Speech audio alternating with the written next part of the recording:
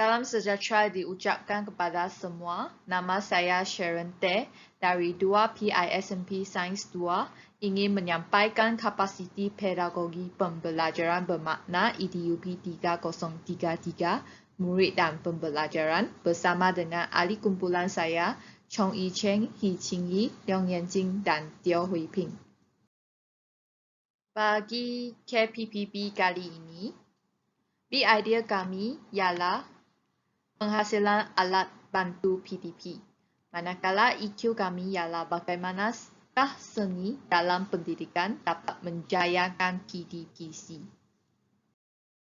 Model pembelajaran kami pada semester ini ialah gabungan antara SCES 3052 iaitu Arts in Education dan EDUP 3033 iaitu Murid dan Pembelajaran. Hasil pembelajaran kami pada akhir kursus EDUP 3033 ini ialah kami dapat menjelaskan konsep pengajaran dan pembelajaran dan proses pembelajaran dalam pendidikan. Selain itu, kami juga dapat menghuraikan kepentingan perbezaan individu dan implikasi terhadap pengajaran dan pembelajaran dalam bilik darjah berdasarkan sumber rujukan yang relevan. Kami juga dapat menganalisis teori-teori pembelajaran dan impaknya terhadap PDP dalam bilik darjah. Selain itu, kami juga dapat membentangkan perancangan aktiviti pengajaran dan pembelajaran menggunakan pendekatan, strategi dan kaedah pengajaran masa kini. Kami juga dapat mencadangkan aktiviti PDP yang dapat meningkatkan motivasi murid untuk belajar. Pada akhir semester ini, kami akan mencapai domain kognitif C6 iaitu mencipta kerana kami telah mencipta kit persembahan yang dapat digunakan dalam bilik darjah untuk PDP. Saya Leong dan seterusnya saya dan Chong akan menjelaskan pengalaman pembelajaran. Yang pertama adalah Google Classroom. Google Classroom merupakan salah satu platform kepada kami untuk menjalankan pembelajaran dengan pensyarah. Pensyarah telah memaparkan segala maklumat yang berkaitan dengan kursus dan juga maklumat tambahan melalui tapak yang terdapat dalam GC. Kadang-kala kuliah telah dijalankan melalui Google Meet. GC juga merupakan saluran kepada kami untuk berkomunikasi dengan pensyarah. Yang seterusnya adalah perancangan pengajaran. Kami diminta mengelar pasti salah satu topik dalam DSKP dan merancang pengajaran berdasarkan salah satu strategi dan teknik pengajaran. Kami telah berfikir untuk mengaplikasikan strategi dan teknik dalam pengajaran. Kreativiti kami telah dipupuk. Kami memikirkan cara yang terbaik untuk mengajar topik tersebut.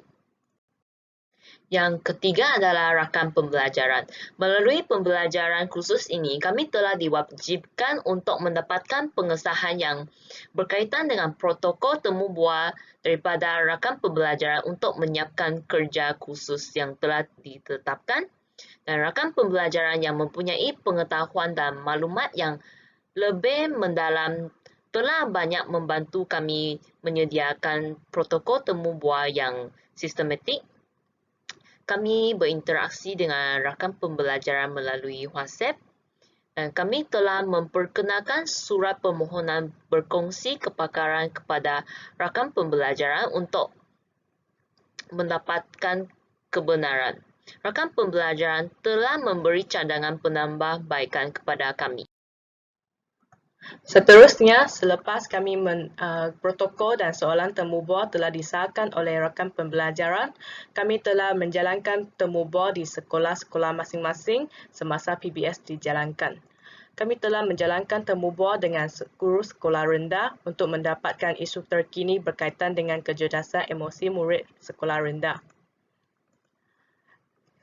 Selain itu, kami juga menjalankan pemerhatian berkaitan dengan perjalanan PDP dan PDBR oleh guru-guru tersebut untuk memerhati kaedah-kaedah pelaksanaan guru dalam sesi PDPR secara bersemuka dan PDP secara bersemuka dan juga PDPR secara atas talian.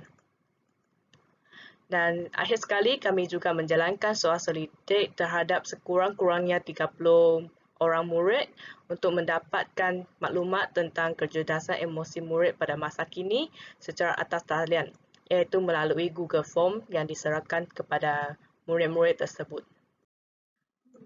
Seterusnya, kami juga menjalankan triangulasi untuk mendapatkan data yang tepat untuk menjalankan tugasan kerja khusus, iaitu melalui rakan pembelajaran, temu bual dan soal selidik, dan akhir sekali ialah analisis dokumen. Analisis dokumen telah membenarkan kami menjalankan analisis berkaitan dengan artikel yang berkaitan dengan amalan pengajaran guru yang menggalakkan murid mempraktikkan kecerdasan emosi. Ini telah merupakan artikel yang dianalisis oleh kami. Dan seterusnya, kami juga melaksanakan coding tentang dokumen tersebut dengan cara yang betul. Coding ini telah diajarkan oleh pensyarah-pensyarah EDUPE 3033 berkenaan dengan untuk cara-cara membuat coding dengan cara yang betul. Dan seterusnya, kami juga menjalankan penggabungan kursus, iaitu penggabungan kursus EDUPE 3033 dengan kursus SES 3052, iaitu Seni dalam Pendidikan. Kami telah menjalankan penggabungan tugasan kerja khusus dalam kedua-dua kursus ini, iaitu dengan penggunaan kaedah dan strategi pembelajaran yang terkini dan efektif dan sesuai dengan globalisasi kini, dengan menghasilkan satu kit persembahan yang kreatif dengan menggunakan idea sendiri. Ini telah merupakan salah satu kit yang ahli kumpulan kami hasilkan, iaitu menggunakan bentuk asas untuk menghasilkan satu kit, satu seni Sarawak beat motif. Bentuk asas ini yang merupakan salah satu topik yang akan dipelajari oleh murid darjah 1 dalam mata pelajaran sains, iaitu meja khusus kami. Dan kit persembahan ini telah menggunakan bentuk-bentuk asas, iaitu bulat, segi 4 sama sisi, 4 segi panjang dan segi 3 untuk menghasilkan satu kerja ini. Kekuatan pertama bagi pembelajaran digital adalah flexibility. Tidak dapat dinafikan bahawa salah satu kelebihan pembelajaran terbesar adalah flexibility yang dibawanya. Semasa kami mengikuti kelas dalam talian, Anda boleh memilih persekitaran pembelajaran Anda dan cara Anda mahu berinteraksi dengan bahan pembelajaran. Kebebasan pemilihan ini telah menyumbang kepada ketenangan dan mendorong kami untuk belajar.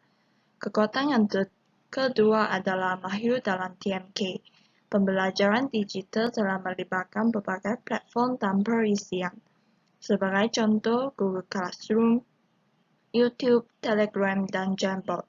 Hal ini telah berlaku secara tidak langsung, memberi peluang kepada kami untuk meneruskan dunia teknologi dan meningkatkan kemahiran penggunaan TMK. Dan kekuatan yang ketiga adalah kualiti bahan pembelajaran ditingkatkan. Sumber bahan pembelajaran bukan lagi terikat dengan buku-buku sahaja. Kami boleh mengakses berbagai maklumat hanya pada hujung jari. Kekangan masa dan tempat tidak menjadi masalah lagi. Dengan adanya pencapaian internet, kami boleh mendapat maklumat yang berkualiti, misalnya artikel atau jurnal. Dan kekuatan yang keempat adalah memupuk sikap berdisiplin.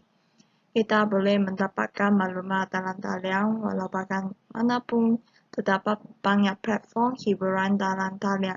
Sebagai contoh, YouTube boleh dijadikan platform pembelajaran atau platform untuk menghibur.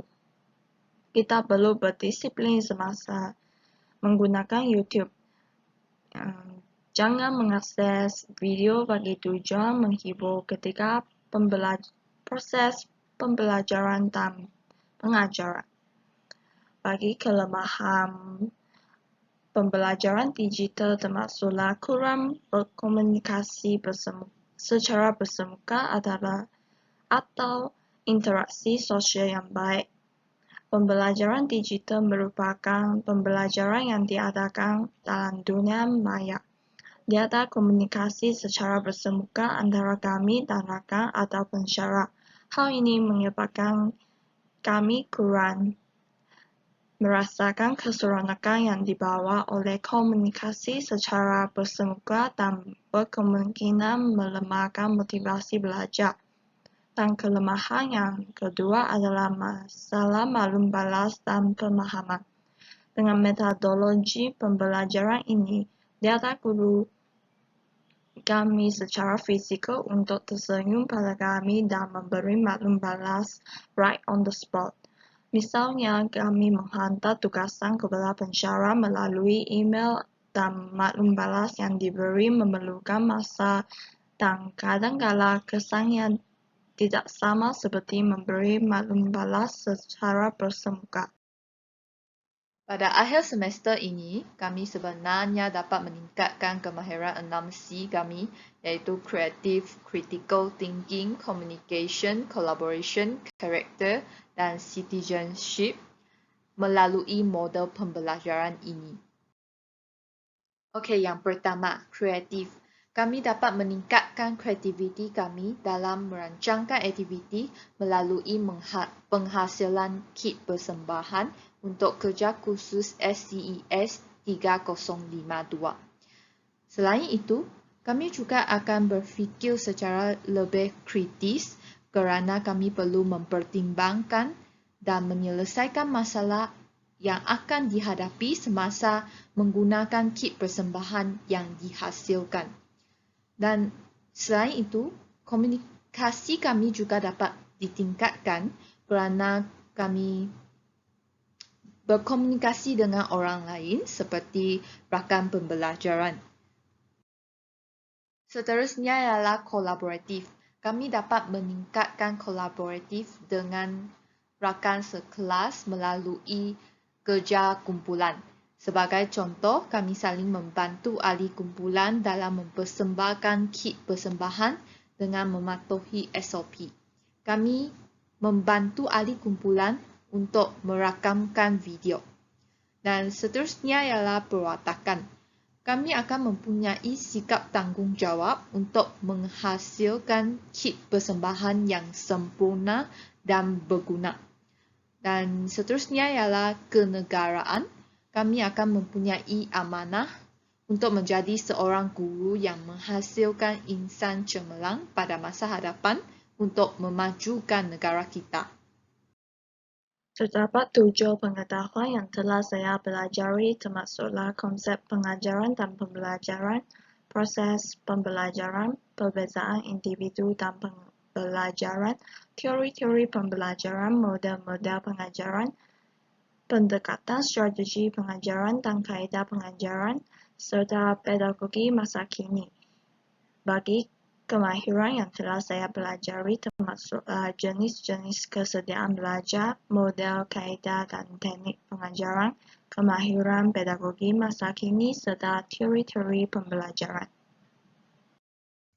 Pada pendapat saya, kami mencadangkan proses pembelajaran yang dijalankan adalah bersifat menarik hati. Hal ini dikatakan kerana khusus EDUP 3033 dan SCES 3052 mengandungi banyak fakta-fakta yang perlu dihafal. Proses pembelajaran yang menarik hati amat penting supaya kami tidak akan berasa bosan terhadap kandungan khusus kedua-dua ini. Selain itu, kami ingin memperolehi ilmu pengetahuan melalui permainan. Hal ini adalah untuk menguatkan ingatan kami terhadap fakta-fakta yang perlu dihafal. Di samping itu, kami juga mencadangkan supaya membanyakkan aktiviti secara berkumpulan semasa proses pembelajaran. Hal ini dapat memupuk semangat kerjasama, mengukuhkan sikap bertimbang rasa, bertanggungjawab, bertolak ansur dan sebagainya dalam kalangan belajar. Tambahan pula, kami juga berharap aktiviti yang dirancang melibatkan pergerakan, kerana sesetengah pelajar akan berasa bosan semasa belajar berhadapan komputer dalam masa yang lama.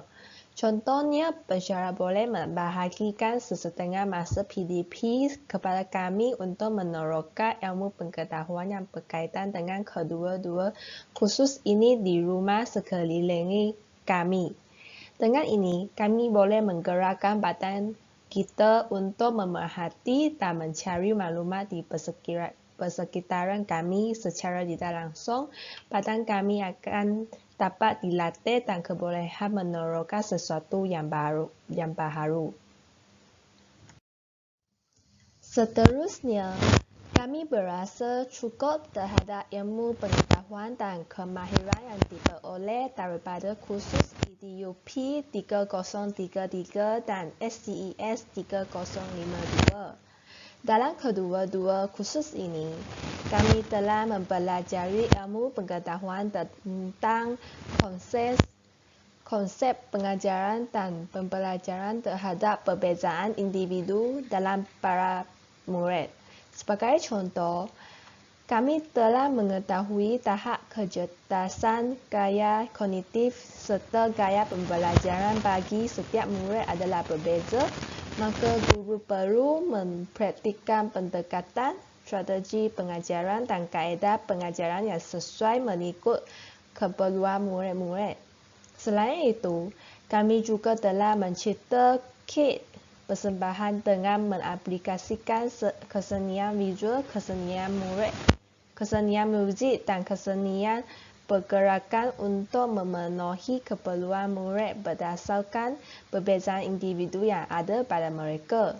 Melalui kedua-dua kursus ini, kami mempunyai ilmu pengetahuan yang lebih mendalam terhadap teori-teori pembelajaran dan model pengajaran serta implikasi terhadap pengajaran dan pembelajaran dalam bilik darjah. Kami juga memahami kepentingan perbezaan individu dan implikasi terhadap pengajaran dan pembelajaran dalam bilik darjah.